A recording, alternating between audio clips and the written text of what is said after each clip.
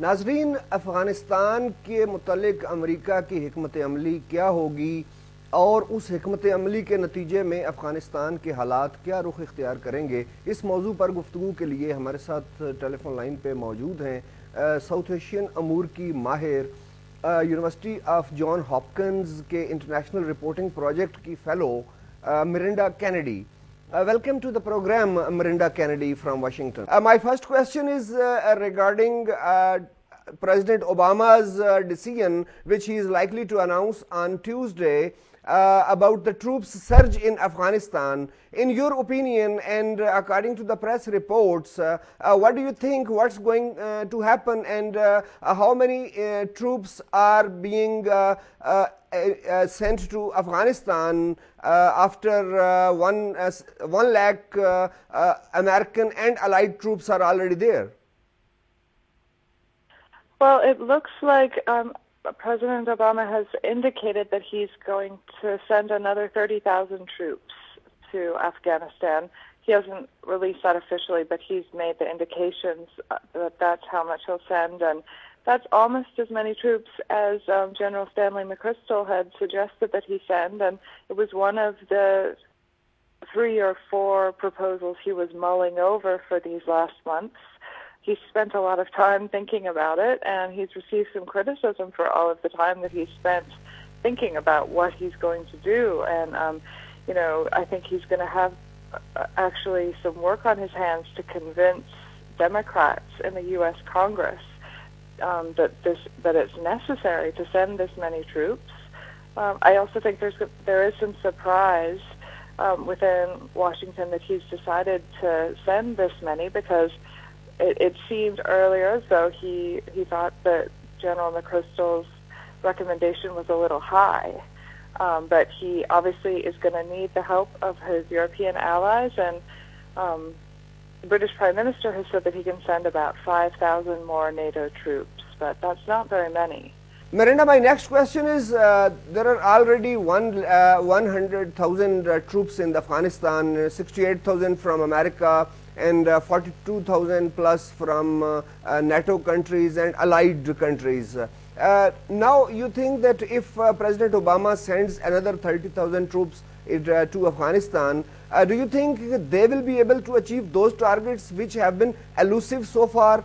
And do you think what different strategy will they adopt in the battlefield to combat the Taliban and the insurgents? Well, from what I understand, there's been a split, within the U.S. military establishment in terms of what kind of strategy they should be using in the battlefield.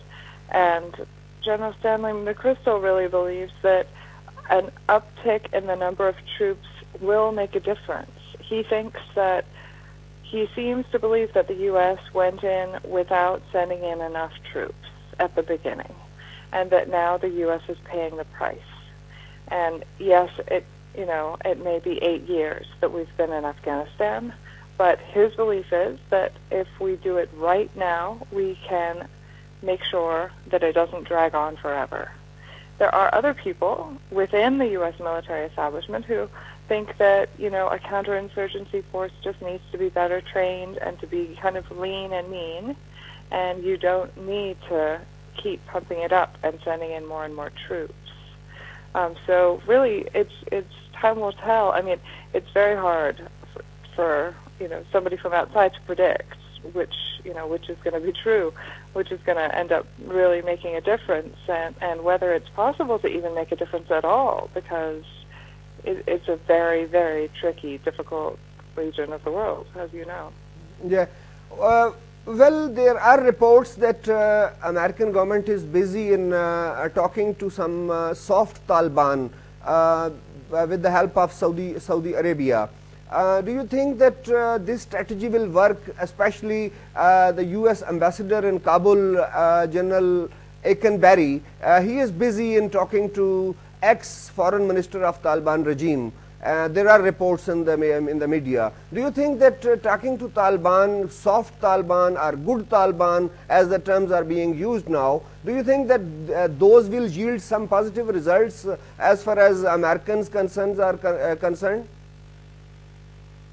You know, I am surprised at the number of people within the U.S. administration and within the military establishment and here in Washington, amongst think tanks who believe that talking to the Taliban is the answer. And honestly, I think it comes out of a sense of real desperation that we are just running out of options. So I don't think that would have been a desirable outcome, even a couple of years ago. But at this point, there are a lot of people who believe that it's our best shot. However, I think that there are some real concerns, and that we really, if we do go in and talk to the Taliban in Afghanistan, we have to be very, very careful that, talking to good Taliban, it's not that simple, right? And yes, it's true that there are some Taliban who may not be as ideologically set in their ways as some others.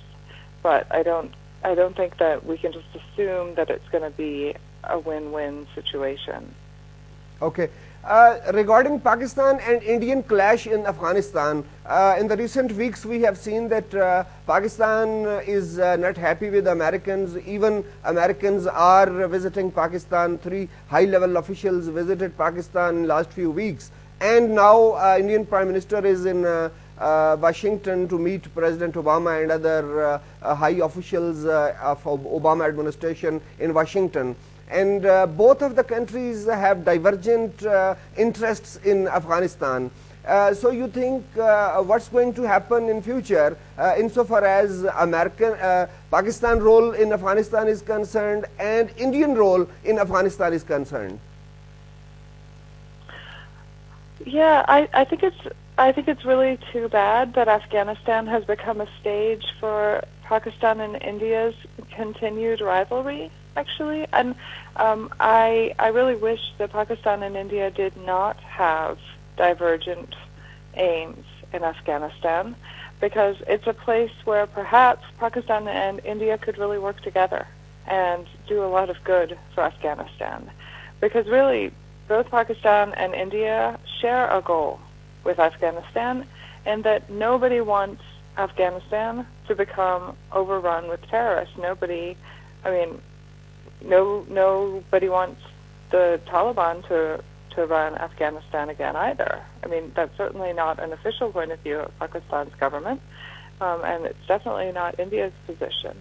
So I think it's really too bad that it's become this, and I think that there's a lot, this could be a really good example of, and I don't think it's too idealistic to think so. I really think it could be a good example of both Pakistan and India showing that they can have a progressive foreign policy.